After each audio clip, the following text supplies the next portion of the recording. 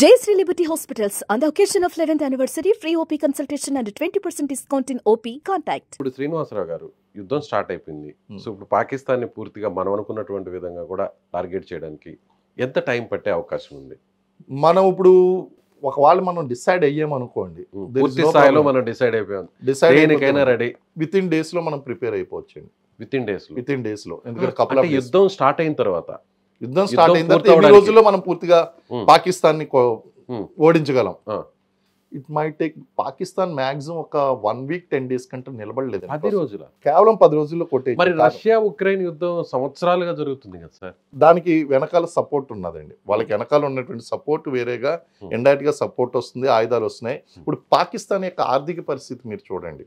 ఇప్పుడు until unless ఈ శత్రు దేశాలు ఏదన్నా అమెరికా కానీ లేకపోతే వీళ్ళు ఎవరన్నా సరే సపోర్ట్ చేశారనుకోండి, బయట దేశానికి సపోర్ట్ వచ్చింది అనుకోండి, పాకిస్తాన్ విల్ సస్టైన్.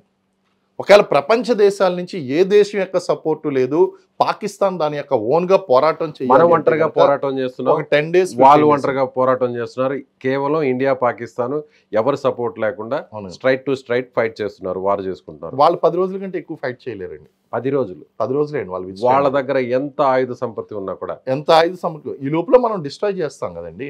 వాళ్ళ దగ్గర అమ్యునిషన్ డంప్స్ మనం డిస్ట్రాయ్ చేస్తాము, వాళ్ళ సప్లై చైన్స్ డిస్టర్బ్ చేస్తాము, కమ్యూనికేషన్ రోడ్ వేస్ ఏదైతే ఉన్నాయో వాటిని డిస్ట్రాయ్, ఇవన్నీ చేయడం వలన వాళ్ళు ఎక్కువ రోజులు సస్టైన్ అయ్యేటువంటి అవకాశం లేదు.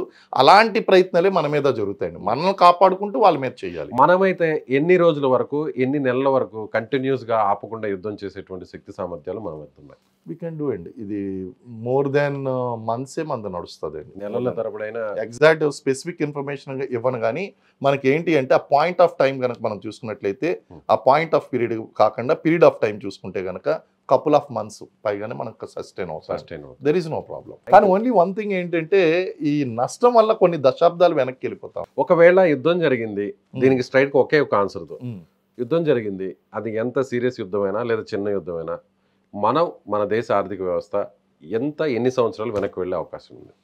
మేబీ 20-30 ఇయర్స్ అండి. మినిమం, నేను చెప్పింది మినిమం 20-30 ఇయర్స్. ఈ రోజు పాకిస్తాన్తో మనం యుద్ధం మొదలు పెడితే 20-30 సంవత్సరాలు వెనక్కి వెళ్ళిపోతాం. There is no doubt about it. అంటే రష్యా ఉక్రెయిన్ మధ్య జరుగుతున్నటువంటి లాంటి యుద్ధమే జరిగితే, పాలస్తీనా ఇజ్రాయెల్ మధ్య జరుగుతున్నటువంటి అలాంటి యుద్ధమే జరిగితే, మీరన్నట్టు ఆపరేషన్స్ కాకుండా డైరెక్ట్ గా వార్ జరిగితే ఎన్ని సంవత్సరాలు వెనక్కి వెళ్ళే అవకాశం ఉంది? పాకిస్తాన్ కనీసం ఒక 100-200 సంవత్సరాలు వెనక్కి వెళ్ళిపోతుందండి. ఇండియా వచ్చి కనీసం ఒక 30 to 40 ఇయర్స్ వెనక్కి వెళ్ళిపోతున్నాయి. There is no doubt. ఆ స్థాయిలో, భారీ స్థాయిలో జరిగితే కనుక. లేదు ఏదో చిన్నది జరిగి విత్ ఇన్ కపుల్ ఆఫ్ డేస్లో అయిపోయిందంటే, మినిమం యుద్ధం స్టార్ట్ అయినందుకన్నా సరే మినిమం మనం 1-2 దశాబ్దాలు వెనక్కిపోతామండి.